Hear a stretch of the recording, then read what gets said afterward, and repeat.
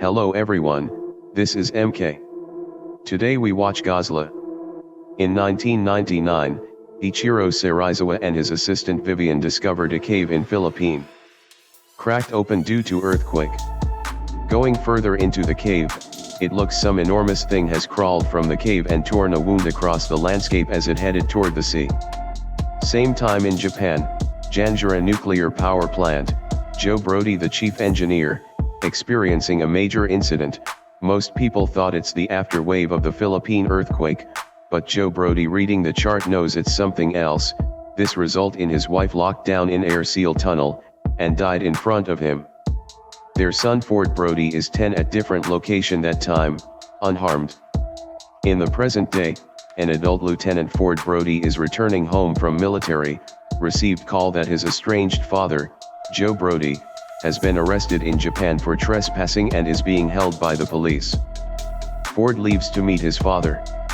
In Tokyo, Ford is obviously disappointed at having to bail out his dad.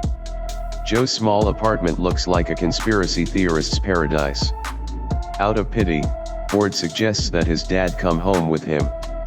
Joe, however, is adamant about continuing his investigation. He needs to know what happened that day. The guilty of having wife died in front of him haunted him.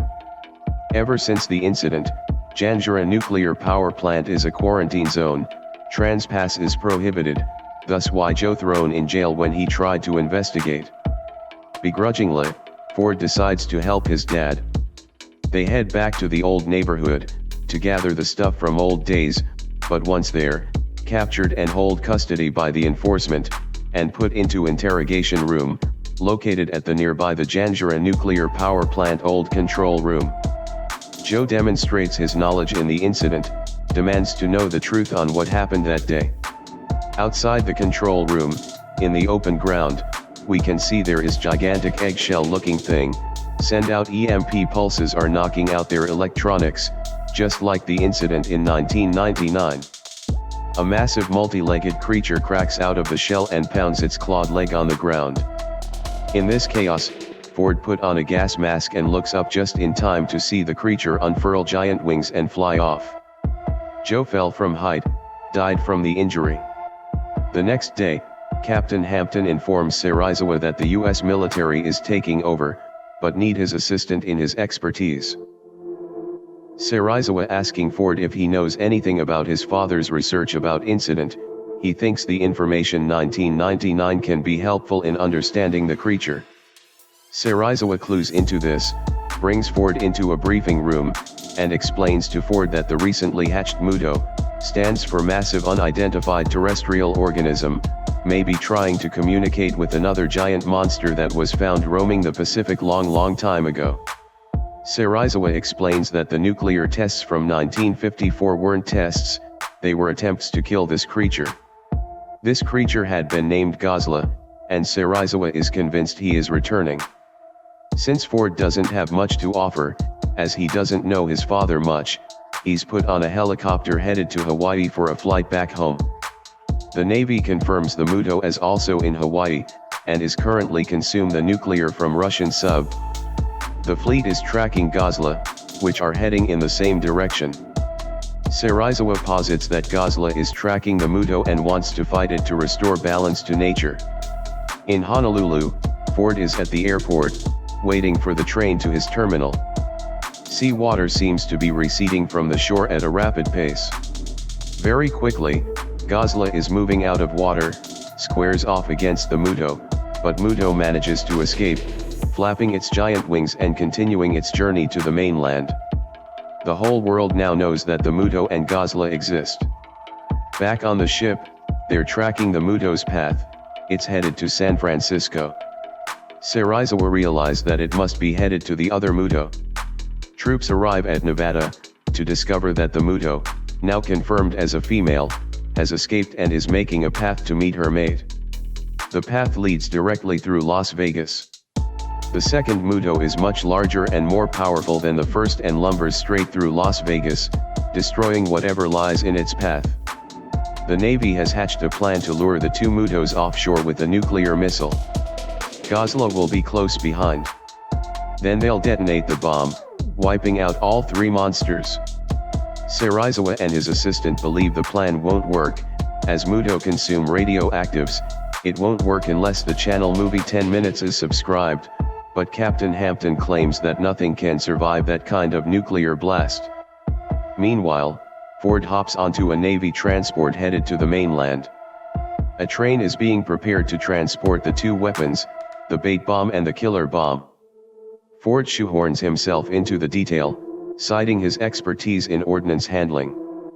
Off they go. Things seems to be going just fine, until the female MUTO smashes the bridge, gobbles down one of the nukes, and kills everybody on the train, except for Ford, who jumps into the river just as the bridge is shattered. By morning, a recovery team has found Ford and the nuke. They will fly the remaining bomb and try to make do with a modification of the initial idea. Serizawa comments on the arrogance of man, thinking that we can control nature when it is the other way around.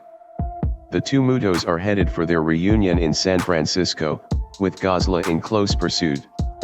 The whole city is prepping for an emergency evacuation.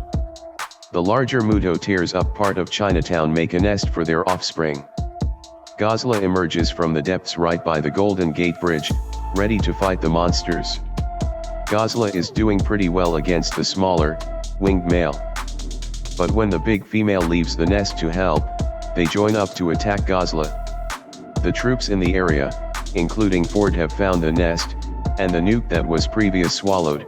They begin to move it to a boat, where they have more tools and can send it away from the city.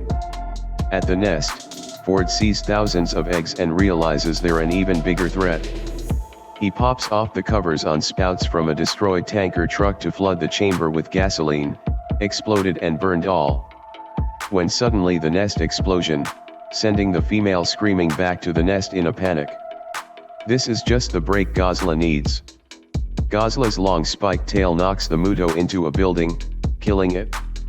The female MUTO grieves the loss of the babies, seems to notice Ford and leans menacingly close to him, when Godzilla suddenly reappears and his spinal crest begins to glow blue. The beast lets loose with an enormous blast of radiation breath at the female MUTO.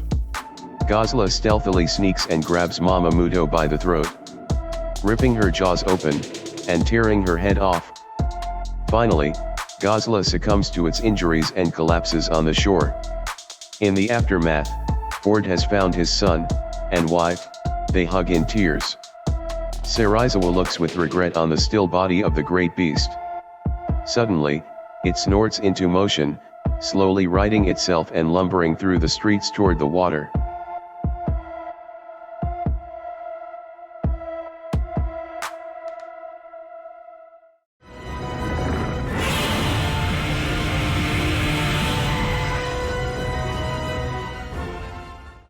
Thank you for watching.